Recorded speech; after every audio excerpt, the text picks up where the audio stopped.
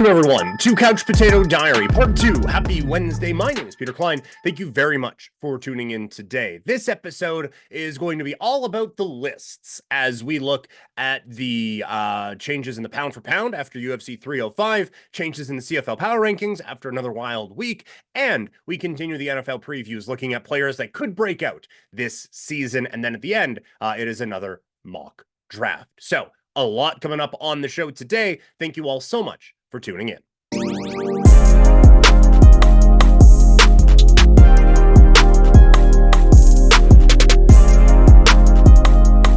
All right, UFC 305 is behind us, and a big win for Dricus Du Plessis means some changes to the UFC Pound-For-Pound rankings. So, as we do after every UFC pay-per-view, let's look at the list and see how the Pound-For-Pound has changed. Coming in at number 10, this is all on the men's side. Coming in at number 10, it is Alex Volkanovski. Yes, it hasn't been a great run for him lately, but I still think when a couple of your biggest losses come against the one of the pound-for-pound kings, you still deserve to be on the list, and Volkanovski absolutely still deserves to be there. Coming in at number 9, I still have Leon Edwards on this list as someone who, again, a couple of big wins over a guy who was at the time a pound-for-pound king in Kamaru Usman. You don't just lose this spot right away. So I do think that Leon Edwards deserves to be on this list, and that's why he still is. At number 8, it's Jon Jones. I have moved him down basically every time due to inactivity. Like, it's just, it is becoming comical to the point of frustrating how this whole thing has played out with Jon Jones. And so I think very deservedly we have bumped Jon Jones down this list, coming in at number 8. At 7, it is Belal Muhammad, so he moves up a spot. He was new to the rankings after the last one with a convincing win over Leon Edwards. And so because of Jon Jones's inactivity, Belal Muhammad jumps up one more spot. Coming in at number 6, it is Tom Aspinall. The interim heavyweight champion is ahead of Jon Jones because he just keeps whooping that ass and continues to move his way up these rankings. At 5, it is Ilia Topuria. I think this kid is an absolute dynamo, and again, he beats Volkanovski to get onto this list, and Volkanovski was a top pound-for-pound guy at that time, and so Topuria just gains that level, coming off of one of the biggest wins of his career, and now is setting up for a gigantic fight against Max Holloway coming up a little bit later on this year. Coming in at number 4, it is Sean O'Malley. He has a fight coming up, we think, with Merab Dvalishvili, although Merab apparently got cut in training, posted it on social media, and Dana White was super stoked about it. But I would imagine that fight is still coming up, and O'Malley, one of the top fighters in this sport. There's no question about that right now. At number 3, Dricus Du Plessis. So he moves up from 4 to 3, getting onto the podium right now with a win over Israel Adesanya, the middleweight champion. He has beat 3 former champions in a row to get to this spot, and now there's talks of him moving up to 205 pounds and fighting up there. Some interesting fights await for Dricus Du Plessis. One of them could be against our number 2 fighter, Alex Pereira. He has saved many a big card for the Ultimate Fighting Championship this year. Doesn't necessarily have the biggest test coming up, but still 2-division champion. Recently, I know I have a former 2-division champion down at the bottom there, but 2-division champion very recently with wins over a number of guys who have been threatening for the pound for pound. So he has to be up there. And then at number 1, it still has to be Islam Makhachev. A couple of wins over Volkanovski, who was at the time I had at the time of one of them, I had him at pound for pound number 1. At the time of the second, I had him pound for pound number 2. So you beat that guy, you kind of just get to stay up here at the top for a really long time. So we will see how long that reign at the top lasts. But for now, it absolutely is, I think, deserving. And Islam Makhachev, your pound for pound great, but Dricus Du Plessis moving his way up into the top 3. That is going to do it for the UFC Pound for Pound rankings. Let's shift gears now and talk some football as the CFL week gets going again tomorrow. So let's see where everyone stacks up. It's more lists. It's CFL Power Rankings.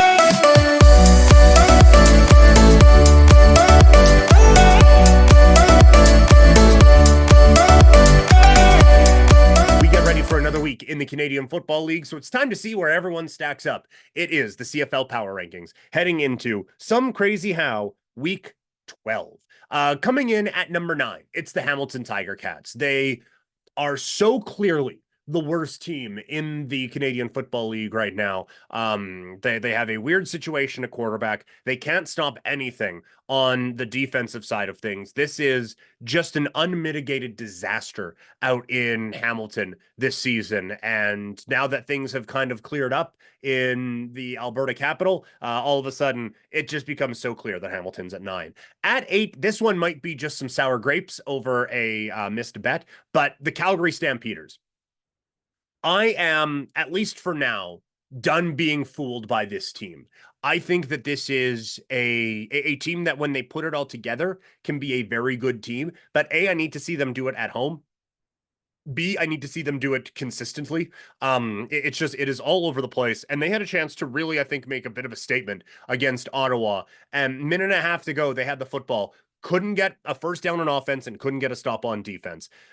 So the kicking game was great. But aside from that, like it's way too inconsistent for me to keep having this team any higher. At 7, yeah, it's Edmonton. Yes, they've beaten the hell out of some not great teams. 100% will grant you that. They actually have a better point differential than the Stampeders. They are the number 1 scoring team in the league now. And again, there is some favorable scheduling in there. We'll see what happens with Trey Ford injury status this week, but the way they are playing right now, I think Edmonton has to be above Calgary. At 6, it is Saskatchewan. They have really hit a speed wobble here after a surprising first month of the season. Another disappointing loss for Saskatchewan where they missed 4 field goals from Lawther, but still, I didn't like the play calling. They do have Trevor Harris back. They make a signing of Tate on the offensive line, so we'll see how that goes, but still not one of the upper teams, and just kind of hanging on in that middle at 6. At 5, it's the Winnipeg Blue Bombers. A couple of real convincing wins to remind everyone how good this team can be. And I think that they are really starting to hit their stride. And even with a really, really bad start to the season, they now have, I think, a pretty good shot of winning this division. And again, remember, that defense is good. At 4, it's the BC Lions.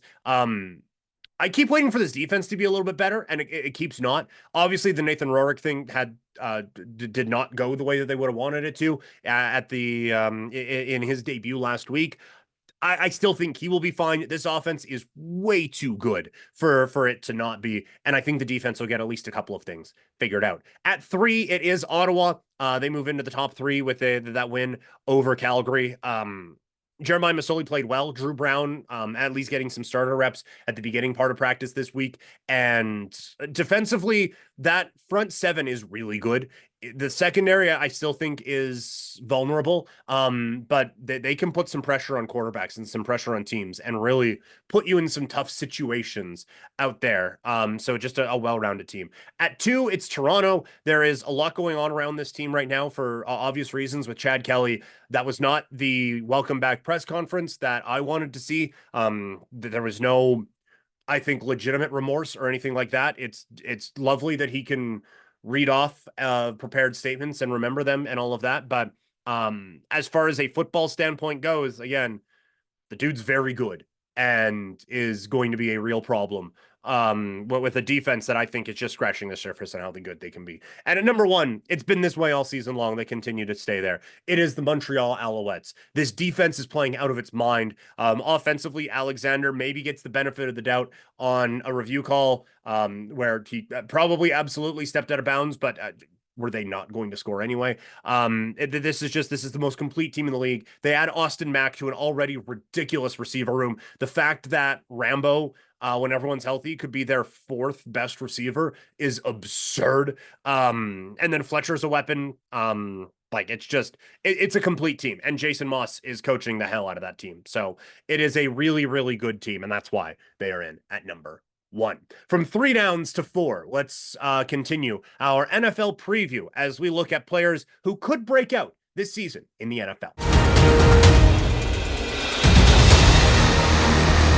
All right, it is time to continue our preview for the NFL season as we look ahead to the 2024-2025 campaign. And this one, we are starting to get a bit more into the projection aspect of things. The first couple, looking back at last year, the part one today was looking a little bit at like just a bit more matter of factly, like who are the best teams, who are the best players. Now let's project some stuff. So players who have a chance to really, who I think will really break out this season. At 5, Patrick Queen. I said this is the best free agent signing this offseason.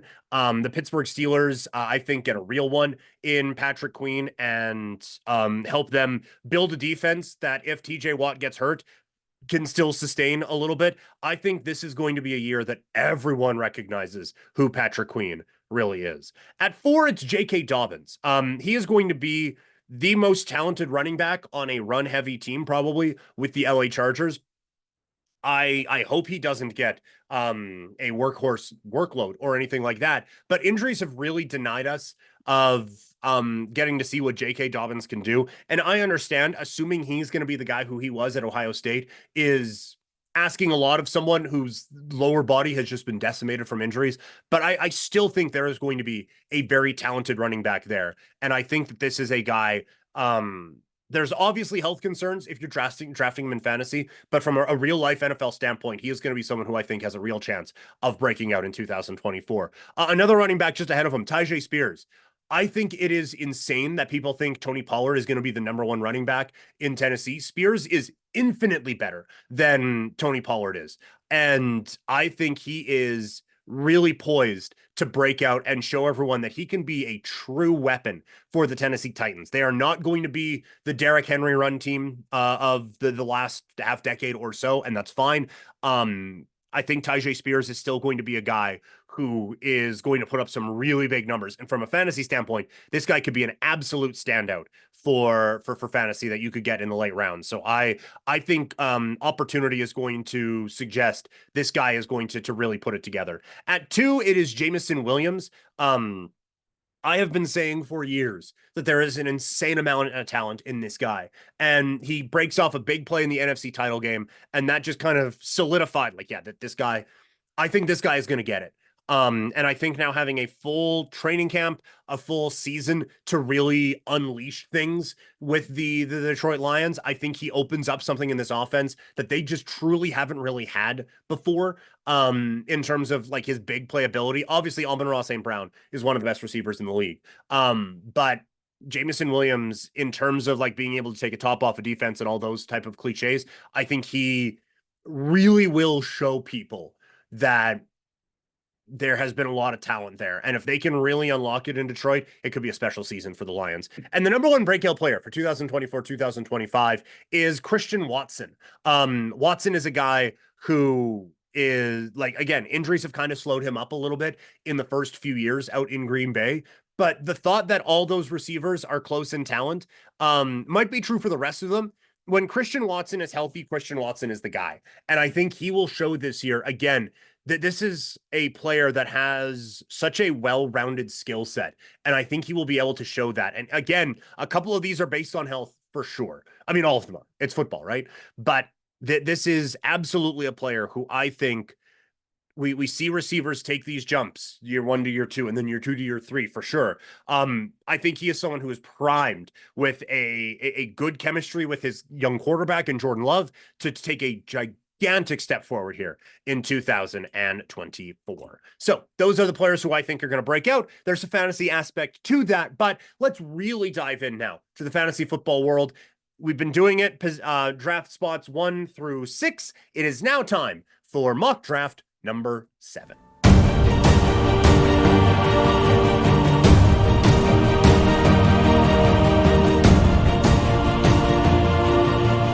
All right, welcome to another mock draft. For those of you who are new, we, to get ready for the fantasy football season, doing a mock draft from every position in a 12-team league. We are also going to be doing a couple other ones, looking at some different formats a little bit later on. But that is what we're doing. And so wherever you are consuming this, the first 6 of those are up. This one today is mock draft number 7. So It is half point PPR, 15 rounds. Let's get into it. Yes, we are going to do it. Okay, so it starts off. Wow. CeeDee Lamb, Tyreek Hill, Breece Hall, Christian McCaffrey, Justin Jefferson, Jamar Chase, and now this one is the easiest pick we have had so far. Bijan Robinson is sitting there, so Bijan Robinson is who we will take. I don't think there was, quite frankly, even a close number 2 after that. Following that, a couple of Browns, A.J. Brown, Amon-Ra St. Brown, Jonathan Taylor, Garrett Wilson, Jahmyr Gibbs. Then in the second round, run on running backs with Kyron Williams, Saquon Barkley, Travis Etienne, Puka Nacua, and Chris Olave. So we are back here at 7. We have Marvin Harrison Jr., who is available to us. Also on the board. Oh, sorry, I need to bring that up for you guys. Also, Drake London is available. Davante Adams as our wide receivers. Josh Allen is there at quarterback. We did that yesterday. I didn't love it, and that's probably not something we're going to do. We have Derrick Henry, Devon Achane, Josh Jacobs there as the running backs. And so I just think it's too high for rookie Marvin Harrison. Like, you are baking in exactly 0% of downside with him. And honestly, with Drake London here as well. I don't want Drake London as my wide receiver number 1. Let the team that took Chase or Jefferson have him, and we'll continue to build out that way. I would love to try to play the ADP game and see if Samuel falls to us in the 3rd round. I don't think he will, and I think we'll get very frustrated by that. So there isn't, like, honestly, there isn't really an obvious pick here. This is a spot where I'm not in love with any of these. So I'm going to go Davante Adams. I think Gardner Minshew fits what he is doing well. And if he doesn't, Adams is getting traded to probably a better situation at some point in the year anyway. So we will go Davante Adams in that slot. And like I said, I think Gardner Minshew being the quarterback there is actually good for him. And that is certainly a player that I think has all the talent in the world to go out and get the job done. After us, Marvin Harrison Jr. does go, followed by Achane. Other running backs that went, Pacheco, Jacobs, and Henry. The wide receivers that went were London, Ayuk, Samuel, and then right before us, Mike Evans, Sam Laporta, our first tight end, I believe, off the board, and Jalen Hurts and Josh Allen both go at the quarterback position. So we're here in the 3rd round. Travis Kelce is just there, which I think is an interesting move. As we get into these middle rounds, starting to see, obviously, some different players being available. Travis Kelce here in the 3rd round still feels like a very solid pick to me. I am a little bit worried that there's going to be a little bit of a load management sort of a situation going on with him. Running backs in this ADP area, Rachaad White and James Cook, who I have a great deal of interest in here. Wide receivers, Nico Collins, very good. Jalen Waddle, Stephon Diggs, DJ Moore, Malik Neighbors, DK Metcalf, Cooper Kupp. So there's a few receivers who I actually feel pretty comfortable with. And again, a couple of quarterbacks potentially coming off the board in this area. But I'm going to go with Kelce. We haven't gone tight end this high yet. So let's see what we get. And if we could get like there's going to be another player that loops back around to us that we're going to feel very comfortable about. So let's go with it here with Travis Kelce as our 3rd round pick. Immediately after us, it goes Collins and Neighbors. Then we have Patrick Mahomes coming off the board. A couple picks later, Lamar Jackson comes off. In between them, it was Jalen Waddle. We have Diggs, Devonta Smith, DJ Moore, and Cooper Kupp. Also, a Rachaad White goes in there. And so again, we're in a spot where there's a couple players actually that I quite like, with DK Metcalf being available. Joe Mixon is a strong pick, but I think DK is a really, really intriguing piece. And if we wanted to go that way, I wouldn't hate it. I do think there is a bit of a running back ledge that is coming still. And so I want to avoid that. So I think James Cook is the way to go. I think he is honestly probably the best weapon that Josh Allen has to work with. So we're going to go James Cook here and see what is left for us. After that, CJ Stroud goes, DK Metcalf, of course. That wasn't going to get back around to us. Joe Mixon, Alvin Kamara, Kenneth Walker, David Montgomery, also a couple tight ends in McBride and Andrews coming off of the board. And then immediately before us, it is Tank Dell and Amari Cooper. And so I'm still not going to go quarterback. Anthony Richardson is up there. We're obviously not going Dalton Kincaid at the tight end spot. So we're now back to a wide receiver or a running back. Zay Flowers, I think, is interesting, a year two guy with Baltimore. I think that there is some development that he is going to go through. T. Higgins has gone through a lot with the Cincinnati Bengals and is someone who quite intrigues me on this team. But I do kind of worry about the whole dispute going on there, and just guys who aren't there for the full of training camp worries me in certain instances, and his is one of them. Otherwise, this would be a no-brainer with him as well. Running back like Aaron Jones, I don't know if we need our third running back here with Jones or Swift. And so Zay Flowers, I feel very comfortable with the team that we have, having Flowers as our wide receiver number 2. Lock that in. I feel very good about it. A couple tight ends come off immediately in Kincaid and Kittle. Then it is McLaurin, Richardson, Aaron Jones. Kyle Pitts comes off. Christian Kirk, T. Higgins, DeAndre Smith, Zamir White. That is way too early for Zamir White. Just putting that out there. I'm happy I'm not doing. I am not in that spot to have to make that pick. And so now we get to the spot where I start to tense up a little bit, because between now and the next time that we pick, I think 3 quarterbacks can come off the board, and I don't want to play in the next group of QBs. So it comes down to Joe Burrow, Kyler Murray, or Dak Prescott. I think Joe Burrow could have just a phenomenal season.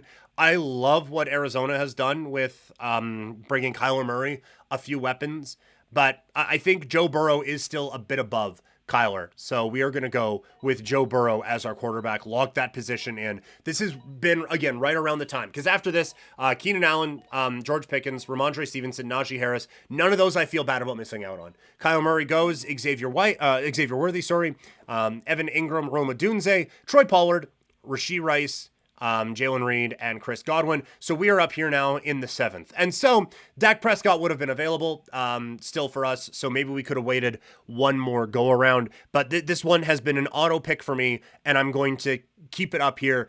Raheem Mostert, yes, Devon Achane has all the explosion, and yes, Mostert is on the wrong side of the age curve, but he was the absolute number 1 there last season, and I think he is still going to be a good part of this offense. So Mostert is the click with our running back spot. And now our running back room of Bijan, Cook, and Mostert, I feel great about. Back-to-back quarterbacks after us with Love and Prescott. Then Bowers comes off the board, but we're seeing a bit of a running back run, so I like that we got ahead of that. Chubb, Williams, Moss, and Brooks all come off the board. A couple of the tight ends in Bowers and Ferguson, and a couple of receivers in Ridley and Jalen Addison off of the board. And so now where we are at, wide receiver-wise, there is Hollywood Brown, Ladd McConkey, Deontay Johnson, Keon Coleman, DeAndre Hopkins. And now, if you guys have been watching these, you know it's Christian Watson, Brian Thomas, and Jackson Smith in Jigba. At the running back spot, Jaylen Warren. If he wasn't banged up, that is an auto click for me.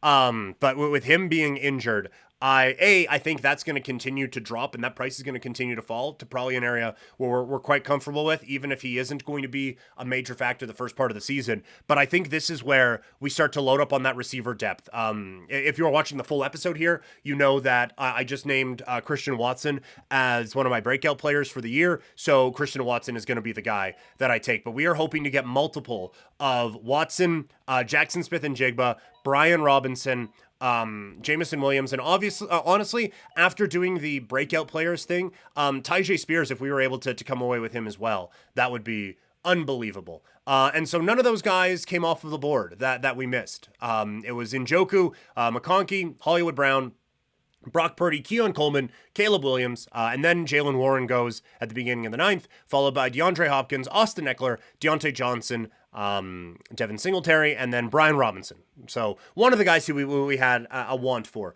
comes off. And at this point, I have been going with Jamison Williams or Jackson Smith in Jigba. I think the more it goes on, I have Jamison Williams ahead of both of them. But I really do think there is a chance for Tyjae Spears to have a really big year this year. And so I'm looking at this now. The teams, the 2 teams after us, both went wide receiver each of their first 4 picks. And it does kind of seem there is a bit of balance, but it does kind of seem like teams are more set at wide receiver than running back. So I'm going to take a bit of a gamble here and go Tyjae Spears and hope that Jameson Williams kind of circles back to us on the come around. So we go Tyjae Spears with this pick here, followed by Gus Edwards, Dallas Goedert, tied to a Tagovailoa, sorry. Jackson Smith-Njigba does come off the board, as we kind of thought. Benson's off as well. Brian Thomas, Jaden Daniels, and Jared Goff at the quarterback. TJ Hawkinson and Zeke Elliott. So our gamble paid off, and we are going to get Jameson Williams this middle round. It's kind of how it has looked so far, and honestly, it is exactly how I want it to look right now. I think that these are all, if you're watching on the YouTube video here, Mostert, Watson, Spears, and Williams are all hugely important players in fantasy this year, and guys who I am absolutely targeting and maybe a bit undervalued this year in fantasy football. So here we are, 11th round. There are 5 picks left for us to take. Adonai Mitchell is the number 1 for ADP, followed by Khalil Shakir, Jacoby Myers, and Mike Williams for wide receivers. At running back, Chuba Hubbard, J.K. Dobbins, the 2 that are available right now. Rico Dowdle, also a little bit further on down, and then Jalen Wright. At tight end, there is Cole Kmet, and a quarterback, it's Kirk Cousins, but that's not necessarily the game that we are going to be playing right now. Chuba Hubbard, it's not a player we've ended up with a lot so far, but he is going to be the starting running back for Carolina, and I think that offense is going to be at least passable for part of the season. So Chuba Hubbard as a backup running back here, I have no problem with that depth play. And again, it's a guy who I think is going to be a number 1 on his team. We also could have gone J.K. Dobbins, who was on the breakout player list.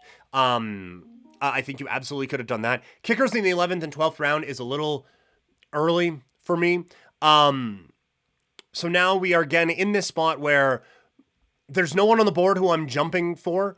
And so I want to get ahead of the defensive train here. And I've kind of gone back and forth on San Francisco and on the Jets. The more I have kind of gone on, the more I do think the Jets is probably the way to go. So we're going to take a Jets defense. Jalen Wright from the Miami Dolphins was a player who I was hoping might circle back around to us. He goes immediately after. So, that was maybe a bit pie in the sky there. We are still going to wait for kicker for our last spot here. But now Xavier Legette is the best player available ADP-wise, along with Brandon Cooks and Gabe Davis. Josh Downs up there as well. Matthew Stafford at quarterback is available. Kendre Miller, Marshawn Lloyd, Tyler Algier. All running backs are available, along with Antonio Gibson. Again, nothing is super jumping out. Oh, sorry. Just coughed in all of your ears.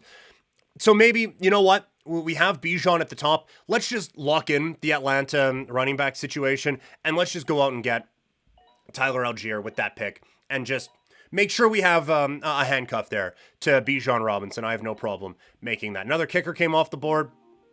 Jalen Polk was someone who I was kind of hoping would circle back around to us, but I'm going to go Ricky Pearsall. The Brandon Ayuk situation continues to be up in the air. Pearsall, I think, is going to have a role in this offense regardless. So Ricky Pearsall is going to be our last skill position pick, and then we're going to get to whatever is left of the kicker position, which there isn't going to be a lot. A lot of kickers have come off of the board so far, and so that's a little annoying. But we're still going to get my guy, Daniel Carlson, with our last selection. And so our team, drafting 7th overall, honestly, I'm liking this squad. Our starting quarterback is Joe Burrow. Our 2 running backs are Bijan Robinson and James Cook. Our receivers, Devontae Adams, Zay Flowers, and if you're a 3 wide receiver league, Christian Watson. Love it. We'll absolutely take that. And then our tight end is Travis Kelce. So for flex, if it's not a 3 wide receiver, it's Watson. If it is, then it's Mostert. And then we have a couple lottery tickets with Spears, Williams, Hubbard, and then a little bit of a safety blanket there with or not a safety blanket, but a safety net there with Algier in the 13th round. And then Ricky Pearsall rounds it all out with our defense, the Jets, and our kicker, Daniel Carlson. So that is going to do it for mock draft number 7 and the show. Thank you guys so much for tuning in. Make sure you subscribe wherever you are consuming this. If you're watching, make sure you like it. If you're listening, leave a review. Follow me on social media at Primetime Klein, and I will talk to all of you later. Have a great rest of your day, everybody.